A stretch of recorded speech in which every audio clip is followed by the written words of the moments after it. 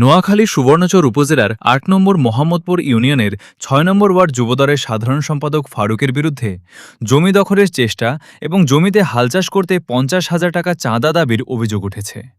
অভিযোগকারী জহির মির্জা জানান, তিনি ছোটবেলা থেকেই জাতীয়তাবাদী দলের রাজনীতির সঙ্গে সম্পৃক্ত।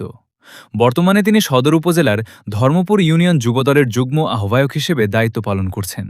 তার দাবি, মোহাম্মদপুর ইউনিয়নের চর মাকছুদ মৌজায় ২০০৮ সালে ইউনিয়ন যুবদলের সাধারণ সম্পাদক দিদারুল আলমের কাছ থেকে তিনি ৩ একর জমি ক্রয় করেন। জহির মির্জা বলেন, আমি দীর্ঘদিন যাবৎ সাউথ আফ্রিকায় আছি।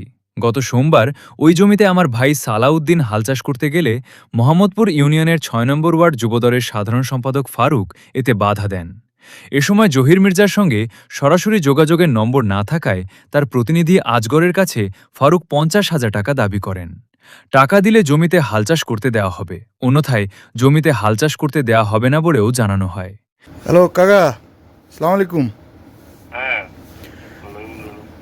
কি অবস্থা, কি সমস্যা কি?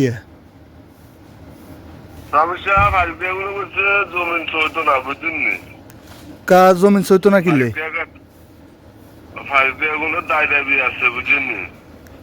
কি দায় দেবি? আর দাদা ইজ্ঞা করছে কদিন আগে এগুলোরে পাঠিয়ে দিত চা নিলে, আমি ফাইলকে ডাইরেক্ট কালিয়া করছে ৫০,০০০ টাকা দিতে হবে এগুলো, বুঝলি? কি ৫০,০০০ টাকা চান্দা দিবার লাই?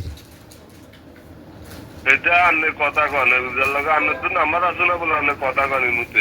আর কাছে নাম্বার জিগে আছে যে তাই কল দিলে কল ঢুকে না, বুঝলি?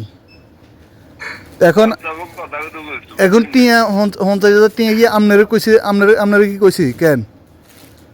হ্যাঁ, আর কইছে ফারুকে কইছে কমপক্ষে চা নিলে ৫০,০০০ টাকা দিতে হবে। ৫০,০০০ টাকা দিতে হবে। হিয়া কে ফারিকে যে কি হিয়ানে কি ফারুক আজ চিন্তারি নই যে কি ইয়ানে ফারিকে মনে করবো ফারিকের বাইরে ইয়ে না, ফারিকের বাইরে হলো আরেক এলাকা, ফারিকের ইয়ে নাই দাবি করে ওখানে আপনারা জন সইতো দেন কেন? না। আচ্ছা ৫০,০০০ টাকা দিতাম। আচ্ছা ঠিক আছে। অন ইয়ে করছে আপনি শুনেন আচ্ছা, কাকা, হ্যাঁ, আপনি কষ্ট করি এই হেগুন দুগে কেন দুগে জিগেরও কেন নাম্বারকে কেন কষ্ট করে লই দেন। ভুক্তভোগীর অভিযোগ, নিজ দলের একজন ওয়ার্ড নেতার কাছ থেকেই তাকে চাঁদা দাবির মুখোমুখি হতে হয়েছে। এ লজ্জা রাখব কোথায়?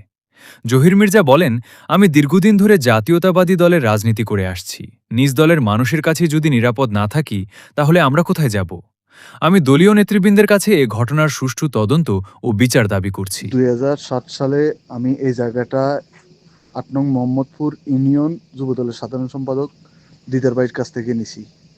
২০২৪ সালে আওয়ামী লীগ যাওয়ার পরে ২৫-এর কাছাকাছি কালাম মাঝি নামে একজন এখানে যায় দখল করছিল। দখল করার পরে আমি আইনি প্রক্রিয়া এবং আমগো জেলা বিএনপি নেতৃবৃন্দুর সহযোগিতায় তাকে আমি দমন করতে পেরেছি। তারা সরে গেছে মসলাকা দিয়ে।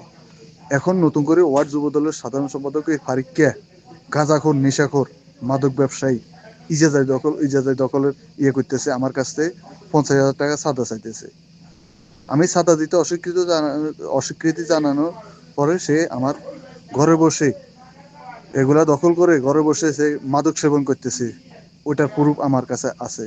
সে আমার অহেতুক গালিগালাজ করছে, বুঝছেন? এই হলো অবস্থা। তো আমার কথা হচ্ছে, আমি বিএনপির সামনের সারির একজন। আমার মতন লোক যদি এই অবস্থা, ওই শহরের সাধারণ মানুষের কি অবস্থা হবে একটু ভাবি চিন্তি দেখেন ভাই।